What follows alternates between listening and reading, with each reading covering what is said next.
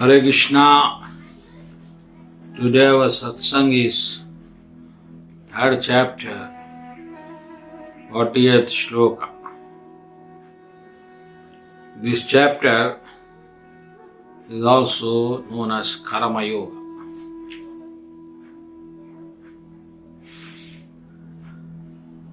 So this Karma Yoga, Krishna is saying how to work. How to work.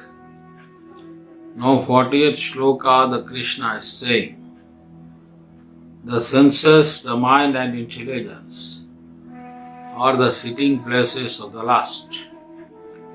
Through them lust covers the real knowledge of the living entity and bewilders him.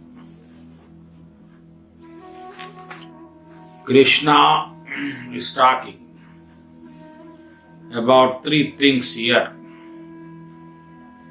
senses, mind and intelligence. And what he is talking is about our everything. Because what we are is our senses, our mind and our intelligence. If we remove these three things from us, nothing remains of us. But Krishna is characterizing these things in a different mode.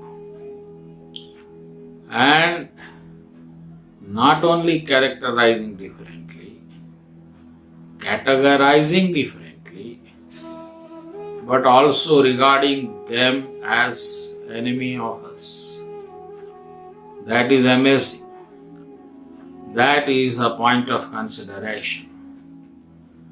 The things which we are dependent, the things which we rely on for everything in our life, Krishna is regarding them as enemy.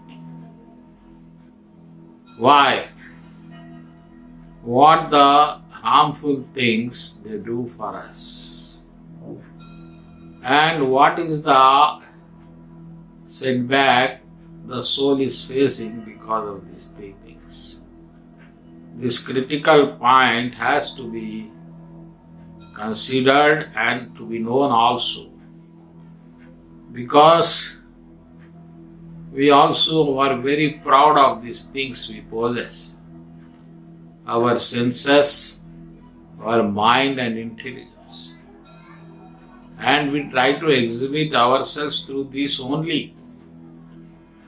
In other words, they are the mirror in which we are reflected. But according to Krishna, these three things are sitting places. They are the cooperators. They are the followers. They are the friends of lust. Through them, Krishna is saying, through senses, through mind, through intelligence, this lust covers the real knowledge. Now you see this point. What these three things are doing, what harm they are doing, what interest of yours is defeated, is they are covering the knowledge. And what is the knowledge? The soul is the knowledge. Because you yourself are covered by this ignorance of senses, mind and intelligence. You are bewildered, confused, wrongly directed. You have been befooled, doomed to ignorance. Why? And who has done it?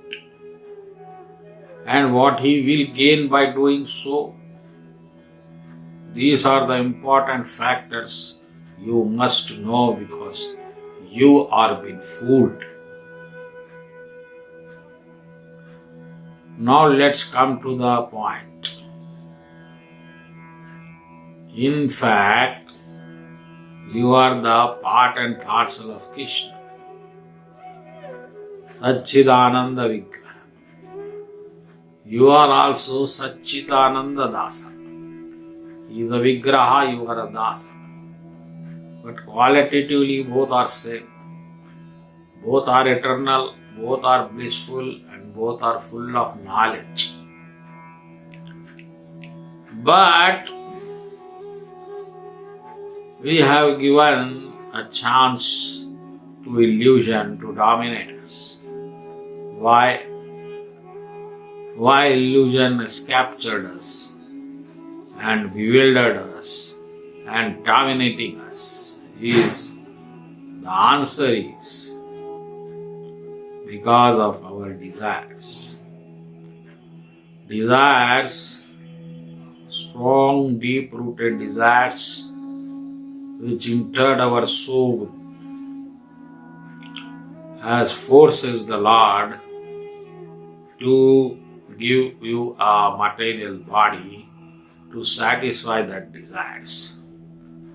Because desires have been taken the form of lust, and now lust has to be satisfied because soul is suffering due to dissatisfaction of this lust. So you got the material body, you got the senses, you got the mind, and you got the intelligence only to satisfy that pending lust in you. And what happened because of this? You lost yourself, your own soul, your own knowledge, your own eternity, your own bliss. So that is the unfortunate pity we have to undergo because of this body. So Krishna here is saying the lust, the mind, intelligence, senses are sitting places of this lust. Means lust has been manifested in these three forms. And because lust has become a force, these things have become a force acting on you, and you are helpless against these things. For you, the mind is your dictator. It is making you dance like puppet. How mind feels, you feels. How mind craves, you craves. How mind longs, you longs. So thus, the mind directed by intelligence through senses has captured the soul, embraced the soul totally, and the soul lost its identity. And from knowledge, because soul is full of knowledge, you have become ignorant because of your body, mind and intelligence. And you are bewildered. Krishna used the word bewilder here. That merciful Lord, who is your true friend and true spiritual master, you lost him. And now you started making friends with lusty peoples. These lusty peoples were never satiated, and you also will never satiated because lust itself is unsatiable. And for these reasons, the more you enjoy, the more thirsty you becomes. So that is the way lust works. So, my dear friends, what I mean to say is, you have been covered, you have been made confused, you have been doomed to ignorance only because of this lust. And what is lust? A deep-rooted desire. And it has now taken the form of body, mind, intelligence. And your knowledge is totally covered. You are unable to see the truth. And what you are living is untruth. So Krishna in the next following shloka saying, curb this insatiable enemy known as lust. In the very beginning,